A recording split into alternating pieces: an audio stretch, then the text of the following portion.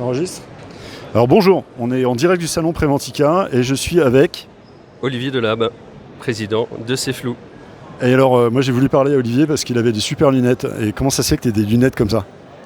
En fait, on est tellement ébloui par les plafonniers là. Ouais. Dans les salons, c'est une horreur en fait. D'accord. Et là, je vends ces lunettes. Je les ai jamais prises pour moi. Et là, je les ai trouvées sur le stand et je me suis dit, waouh, qu'est-ce que ça fait du bien, tu vois. Et je me rends compte que ça m'aiderait pour moi aussi, quoi. Donc, et 3 jours de lumière comme ça, c'est une horreur, c'est infernal.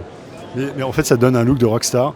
Donc moi, quand je suis passé, je me suis dit, ils disent, oh, c'est sympa son truc. Mais en fait, tu me dis, non, c'est une réelle fonction. Mais tu vois, tu te dis quand les EPI seront super fashion et tu mettras du Chanel en EPI ou des lunettes de rockstar dans ton cas, c'est top, on y est. Mais alors, tu vends pas que ça, enfin, tu fais pas que ça. Donc, c'est quoi ton métier à toi ? Alors, mon métier, c'est le maintien, l'inclusion et le maintien dans l'emploi des personnes avec un handicap visuel. Et donc, on va faire à la fois des ateliers de prévention sur les yeux, sur comment prévenir toute pathologie oculaire. Après, on fait de la sensibilisation sur le handicap visuel. D'accord. Et pour ceux qui, effectivement, sont dans les cas les plus graves, on va aménager leur poste de travail pour qu'ils puissent garder leur boulot, en fait. Alors, quand on dit handicap visuel, quand tu n'es pas sujet à la situation, tu vas dire, tu es aveugle, tu n'es pas aveugle. Mais en fait, c'est plus compliqué que ça, c'est ça ? Mais oui, en fait, il y a 200 000 non-voyants, mais il y a 950 000 malvoyants. D'accord. Qui sont au milieu et personne n'en parle. D'accord. Et on a 70% de chômage sur ce sujet-là. D'accord. C'est le taux de chômage le plus gros. La moyenne nationale, tout handicap confondu, c'est 14%. D'accord. Donc c'est une vraie catastrophe. Personne ne parle des problèmes de vue, quoi. Alors que c'est un vrai sujet. Alors quand tu dis malvoyant, ça veut dire que qu'est-ce que c'est être malvoyant ? Être malvoyant, c'est avoir une acuité visuelle inférieure ou égale à 3/10. D'accord. Donc effectivement, nous on intervient quand les opticiens n'ont plus de solution. D'accord. Mais pour autant, regarde ces lunettes là que tu m'as parlé, il n'y a pas besoin d'être malvoyant pour en avoir besoin. Okay. On va traiter l'éclairage, on va traiter l'éblouissement, etc. Donc on va quand même parler des choses amont. Mais nous on va jusque les cas les plus graves. Et effectivement, et malvoyant, pour répondre à ta question, c'est avoir des taches sur l'écran. C'est sur les yeux en fait. Tu as des taches qui se baladent. Tu as des fois des visions, tu regardes comme dans un trou de serrure, tu vois, la taille de ta banane là, tu vois. Vas-y, mets-la devant tes yeux. Voilà. Regarde la caméra et imagine. Ah non, là on monte les coulisses, on monte le micro. Ton seul champ de vision, c'est la taille de la banane. Ok. Donc, et c'est ce qu'on simule avec ce masque.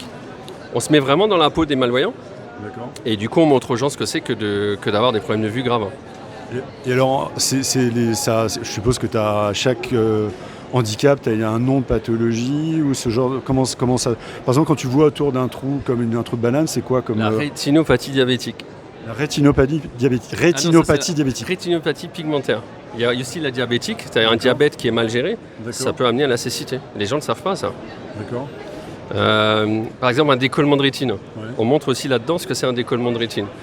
Donc, si jamais tu as des flashs ou des étoiles, suite à un choc, un accident de voiture ou de moto, n'importe quoi, mais si tu as des flashs ou des étoiles, il faut aller direct aux urgences ophtalmologiques. D'accord. Pourquoi ? Parce que ça peut être un décollement de rétine. Et là, en 3 jours, tu es non-voyant. Hein. Mais alors, parce que là je vois que tu as des super masques de réalité augmentée, c'est ça ? Oui, c'est ça, ouais. Et alors, qu'est-ce que vous faites avec ces masques-là ? Eh bien, on améliore l'empathie des gens, quoi. On change la vie, on change les mentalités. Et ça veut dire que si moi je suis un salarié dans une entreprise dans laquelle... il faut parler là. Si moi je suis un salarié d'une entreprise dans laquelle tu interviens et je vais être utilisateur de ta solution, comment ça se passe ? Qu'est-ce que je vois ? Qu'est-ce que je vis ? Qu'est-ce que je vois dans le masque ? Déjà avant, on va parler de tout le sujet de la vue et de la prévention des yeux. La gymnastique oculaire, des choses comme ça. Et après, on va effectivement te mettre en situation. D'accord. Donc, c'est important parce que des fois, il y a des gens qui ont une maladie qui ne vont pas voir l'ophtalmo. Ouais. Il arrive souvent qu'il y ait des gens qui ont une DMLA ou un glaucome qui disent « Ah, mais je ne suis pas allé chez l'ophtalmo depuis longtemps ». Et je leur montre comment ça évolue, comment ça s'aggrave la maladie avec les années. Et du coup, ils se disent « Ah, ouais, ok, bon, ma femme, elle ne m'a pas convaincu en 5 ans qu'il fallait aller voir un ophtalmo, monsieur, vous avez réussi en 5 minutes. » D'accord. Oui. Et là, du coup, c'est vraiment utile. Et en plus, comme c'est un handicap invisible, il y a plein de gens autour de nous qui sont malvoyants et qui ne vont pas le dire. Ou qui sont amblyopes, qui n'ont qu'un œil et qui ne vont pas le dire. Parce qu'on peut le cacher. Et du coup, ils se débrouillent par eux-mêmes, quoi. Alors qu'il y a des solutions. Donc en fait là c'est de la prévention pour des gens qui sont atteints d'un handicap, pour leur montrer l'évolution potentielle du handicap s'ils font rien. Donc c'est plus de la prévention, du dépistage ou... C'est aussi de la prévention. D'accord. C'est-à-dire que tu n'es pas obligé d'avoir une maladie grave pour déjà être concerné. Ouais. Nous, on a des lunettes, c'est déjà utile en fait. D'accord. C'est ce que tu vas essayer de faire attention à tes yeux. La protection des lumières bleues, tout ça, donc c'est déjà un sujet. C'est juste qu'on va effectivement dans les cas jusqu'aux cas les plus graves. Et alors, j'ai discuté avec ta directrice hier qui me disait que justement sur la sensibilisation des salariés autres que les personnes atteintes d'un handicap. Ça veut dire qu'est-ce que c'est que le handicap, qu'est-ce que c'est... Et en fait, la raison pour laquelle j'ai créé ce simulateur, ça c'est intéressant, c'est qu'il y a une personne, 7 000 € ont été dépensés par la GFIP pour que je vienne aménager son poste de travail. Clavier gros caractère, luminaire, tout, on avait tout fait. Ouais. 2 mois après, elle était virée. Elle m'appelle, je fais monsieur, de là, vous pouvez récupérer votre matériel. J'ai été viré. Je fais, mais qu'est-ce que j'ai fait de travers, quoi? Ah non, mais vos produits, ils étaient super. Hein. C'est juste que j'étais déjà en conflit avec mes collègues, avec mon chef, et du coup, on me donnait plus de boulot. Et là, j'ai compris que quand on aménage un poste, c'est pas juste tu viens, tu poses du matos. D'accord. C'est tu travailles aussi sur la psychologie de tous les gens qui travaillent autour. D'accord. Et donc, d'avoir travaillé aussi sur les collègues, les managers, etc., ça a désamorcé le conflit, parce qu'ils pensaient qu'elle simulait. D'accord. Il dit « Ah, mais non, elle veut juste pas bosser, elle dit qu'elle a des problèmes aux yeux, elle veut juste pas bosser. » D'accord. Et non, en fait, tenez, je vous montre ce qu'elle a, votre collègue. Et ça a désamorcé le conflit. Elle bossait qu'1 heure par jour, elle est passée à 5 heures par jour. Le médecin de travail, avec le médecin de travail, on bossait avec, comme ça. Et aujourd'hui, c'est bon, elle est ravie, elle me voit, on s'échange encore des mails, tous les Noëls m'envoient une carte de Noël. Sacrée histoire. Donc en fait, tu l'utilises comme outil de communication, justement pour montrer aux gens qui ne savent pas ce que c'est, qu'est-ce qui se passe réellement quand tu as un problème aux yeux. Quand on le montre à la famille, parce qu'il nous arrive aussi de faire les familles, là, il y a les larmes qui coulent. Hein. D'accord. Ça, c'est choquant même. D'accord. Quand on voit des enfants malvoyants et il y a les parents... Alors les enfants sont ravis parce qu'ils ont besoin de reconnaissance. D'accord. Ils se disent, mais ils ne comprennent pas ce que je vis. Ouais. Et là, les parents, quand on leur met devant la situation exacte, parce qu'on peut faire vraiment la pathologie très précise, mais là, ils se font dans l'arme, il faut limite un psy à côté pour retravailler tout ça et changer les mentalités et continuer ce changement qui est initié, quoi. D'accord. Et alors, combien de handicaps ou de pathologies tu peux simuler avec ton casque en question? Là, on a plus de 25 pathos. Ok. En fait, c'est la première fois au monde que c'est fait sous cette forme. D'accord. Il y en a, ils font de la réalité virtuelle, mais ils ont genre 3-4 scènes imposées. Ouais. Tu vois, c'est dessiné, c'est de la 3D, machin, c'est imposé. Là, comme tu vois ton environnement, le potentiel est illimité en fait. D'accord.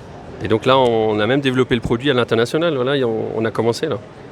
Donc le produit est déjà parti. Le plus loin que j'ai vendu, c'était au Japon. Ouais, c'est cool. Alors, ce qui est intéressant, c'est qu'en fait, on s'est rencontrés au prix de l'innovation de Préventica. On est reparti chacun avec notre prix. Ouais, on ne s'est pas reparlé. On ne s'est pas reparlé entre-temps, mais maintenant, donc, c'est l'occasion. Donc, écoute, merci beaucoup pour le témoignage, pour cette interview banane. Et puis, est-ce que tu as quelque chose en plus à dire, un appel, quelque chose? Tu cherches des gens en particulier, des investisseurs? Je cherche juste à manger cette banane. Ça, c'est le premier point. Mais aussi à changer les mentalités, en fait. D'accord. Ouais, j'ai pas eu de dessert. Mais non, le but, c'est vraiment de changer les mentalités, quoi. Ok. On est sur l'invisible. Donc tout le monde sait ce que c'est que d'avoir mal au dos, personne ne sait ce que c'est avoir des problèmes de vue. Ouais. Et moi-même j'ai un handicap et qui est invisible. Et donc de pouvoir aider les gens, c'est hyper gratifiant. Et donc en gros, rendre l'handicap invisible visible. Ouais. Et en plus c'est l'handicap invisible visible de la vue. Donc c'est énorme, la boucle est bouclée. La boucle est bouclée et la banane, t'en fais pas, t'auras la banane, mais tu vois c'est la banane avec le micro, on en a plein d'autres, on a 18 kilos de bananes bio de Bretagne, donc on est bon, on est au taquet. Merci beaucoup et puis à bientôt pour le prochain interview banane. Pour si vous voulez avoir plus d'informations sur C'est Flou, ça se passe en dessous dans les commentaires et voilà, donc c'était C'est Flou avec Olivier Delab, je ne suis pas planté, Delab. Et voilà, merci, à bientôt et puis pour le prochain interview banane.